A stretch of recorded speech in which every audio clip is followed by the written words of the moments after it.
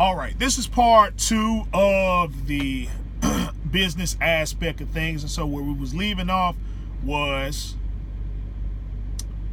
where you have to be in control of the business. You know, you have to be in control and stuff and make options.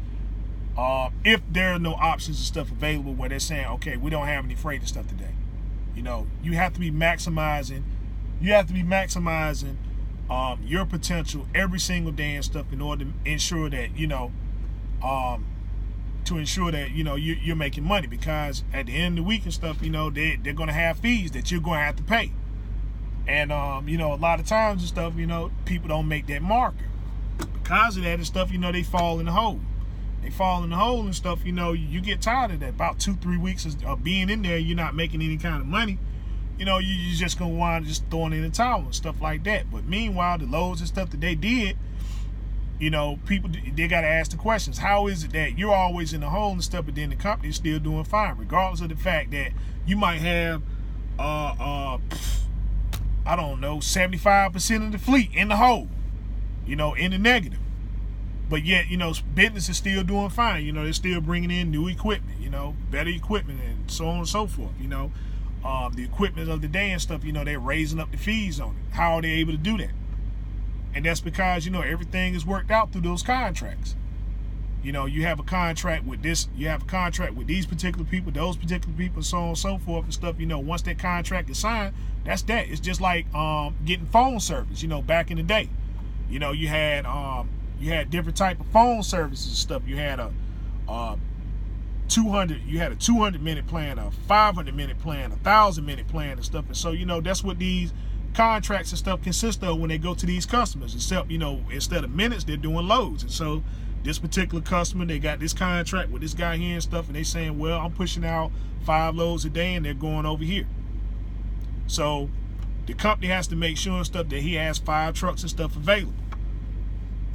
He has 5 trucks available over here and stuff, and let's just say 3 loads and stuff come out. You know, they send the load tenders over and stuff, and you know it's only 3 loads, so that means 2 trucks are going to sit.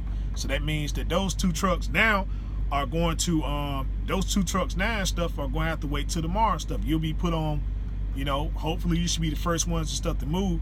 But the thing is that even though that customer requested 5 trucks, right, and they only pushed out 3, those two trucks that didn't get used, they're still having to pay the trucking company, whether they use those trucks and stuff or not. So you see, the only person that didn't make money was yourself. You know, the company, they made money because the contract that was made, he stated that he was going to be pushing out 5 loads and stuff a day, and you know, he only pushed out 3 today and stuff. So that means tomorrow he don't get to use those same because he pushed out 3. That means he get to push out 7 today. You know, it's not going to work like that and stuff. You know, it's like, well, shoot, I only use 3. You're going to get those same 5 trucks over there and stuff like that. You know, so the 8. So he don't get to use 8 trucks and stuff tomorrow. No, excuse me. My math is just totally off and stuff. They moved 3, 2 trucks sat. So that means tomorrow. And stuff. You know, that don't mean he get to move 7 trucks. He still got 5 trucks. So if he pushing out 7 loads, guess what? That's just like using your roaming minutes. Once you go over your minutes, okay, I can send you 2 more of the trucks and stuff. But then, you know, the fee goes up. All right, the fee goes up based upon the contract that you signed and stuff. And so, you know, that's the thing there and stuff. I mean, you know, every day they're making money. Those are the type of contracts and stuff that they sign. So you ask the question, why am I sitting somewhere for 2 and 3 days? That's the reason why. It's because, you know, they got to keep you over there in that area just in case these particular customers push these type of loads and stuff out. Now, you know, the projected contract and stuff that they have is that, okay, we're going to be doing that. So we're going to be pushing out 5 loads and stuff. But like I said, you know, on rare occasions, just like using your minutes back in the day and stuff, you know, you're not going to talk up all your minutes. You know, you're not going to talk up all your minutes and stuff like that. You know, you look at what you do overall and stuff and say, well, you know, I don't talk on the phone and stuff like that. So, I mean, I need to get on a plan and stuff that suits to my need. And that's that and stuff. But as you see that, you're increasing with your talk time and stuff like that, if you already have a contract with them and stuff, they may say, well, hey, look, I need to go back to the chopping block and stuff, because I see now I'm talking a little bit more and stuff, so I might need a 500-minute plan where, I was on a 200-minute plan, right? We'll go ahead and we'll update and stuff like that, but just understand, once you sign this contract and stuff, you're probably locked in for another 3 years, right? Well, it's the same thing with these customers. It's the same way and stuff. The thing is that, these are the things that they don't explain to you. So because your truck not moving, the only one that didn't make money was yourself. The trucking company, they made money. So they might throw you a slice and say, well, okay, you might qualify for layover, right? If they want to pay you.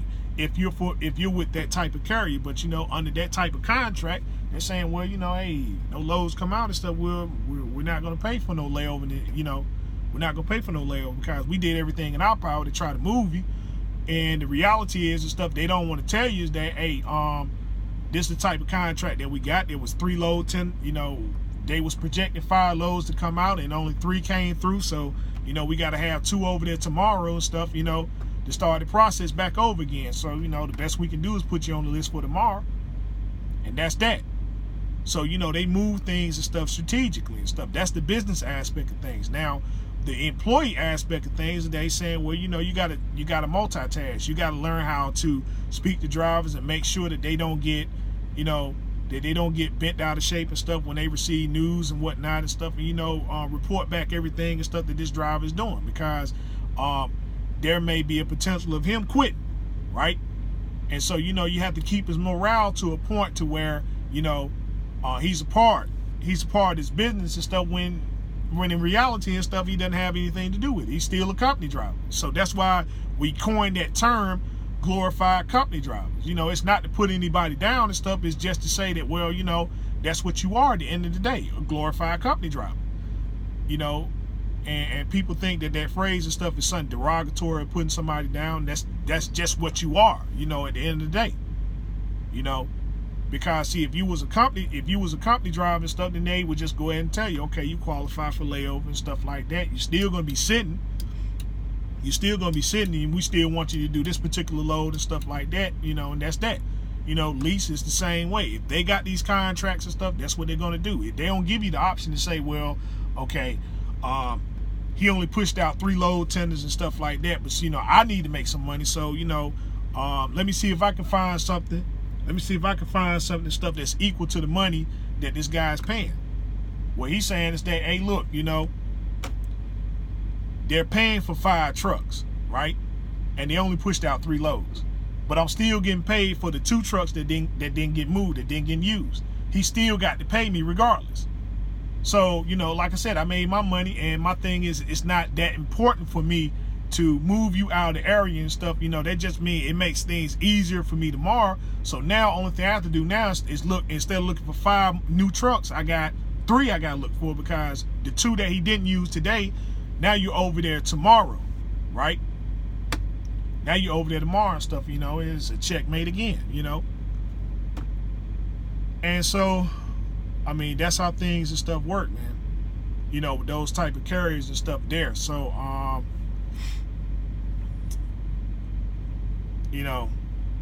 this is where people have these problems and stuff. Like when you lease on with these certain carriers and stuff like that, like, God gracious, man, I'm always in the hole and I ain't got no control over what I do, and so on and so forth and stuff. And that's because they, again, have these contracts that are already made between themselves and the particular customer or customers in that area. And all they have to ensure is that the trucks and stuff are in place, so when those load tenders come out and stuff, that's that. Now their intention is to use 5 trucks, but if they only have use 3 instead of 5 and stuff, then the thing is that as it continues, right?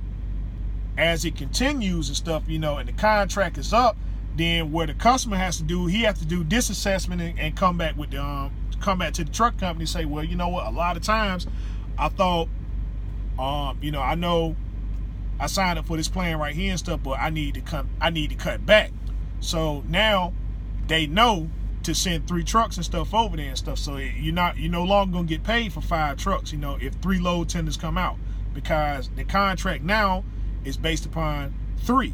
And that's if they can reach that agreement and stuff, Otherwise, they just say, well, hey, listen, I can't provide that for you and stuff. You might have to go somewhere else. And so they cut ties, But the other thing why they push the importance and stuff of good customer service and making sure that you have a good on-time delivery and so on and so forth is because, if the customer becomes dissatisfied and you get that reputation of, trucks always being late or trucks not in the area and stuff when they got these loads and stuff coming out, you're not handling business the way you need to take care of it. It's just like you when you was, if you was a customer and you went to your cell phone provider and you always dissatisfied because every time you make a phone call and stuff, you can't receive, you can't send phone calls out, can't receive it, you just got poor service and stuff like that. It's just gonna say, well, hey, look, once my contract is up, that's that. Or I may just go ahead and discontinue my contract. Just go ahead and pay the money and get out of it and stuff and just go somewhere else. So, again, that's just how the trucking game and stuff work in that aspect there and stuff, but they have to keep your morale to a point to where you're focused on nothing else but the fact, okay, all right, there's a potential of making money. There's a potential of making money and stuff like that. So, my grievances, although they are justified, I can't put it into a way to where it's business effective, right? So when I come to the chopping block, all I'm saying is that, man, hey, listen, I want miles, I need miles and stuff, man. Y'all not giving it to me. Well, we're gonna do all we can and stuff to make sure, these things and stuff don't happen. Just hang with us, be with us and stuff, be patient. We'll do something about the fact that, you're in this negative status. Let's make some of these fees and stuff disappear for the time being and stuff, just to get you back on track. They can do that. They can do that and stuff, because the thing is that, like I said, they made the money already and stuff. That's just what they're not telling you is that, those load tenders come out and stuff, and sometimes and stuff, they can't squeeze water from a brick. If it's 3 tenders out there and stuff, but the contract calls for 5 and they only push 3, then the other 2 trucks and stuff, they're getting paid. He's got to pay. He's going to get his money from the customer. The thing is that because you not having an understanding about it, and you being kept in the dark and stuff like that, in that employee aspect of things, you really don't know what's going on. So, your grievances and stuff like that, again, though justified, cannot be put into a phrase to where it is effective in business. And so, you could just be told anything and stuff like that, and you just leave out the office with new enthusiasm and say, okay, all right, this week is going to be the week and stuff, we're going to go out here and get it.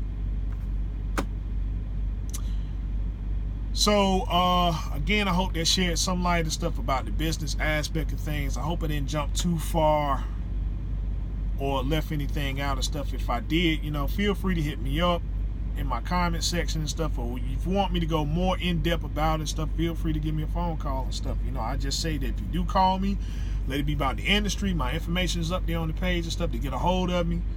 Let it be about the industry, and I'll help you out as much as possible. And with that being said, this your man right here, the one and only, that beautiful Rhode Island Red Rooster, telling you as always, continue to do your research, fact find, and studies. Honest on your skills every day. Till next time we talk, next time we meet, be safe, be easy, and peace out.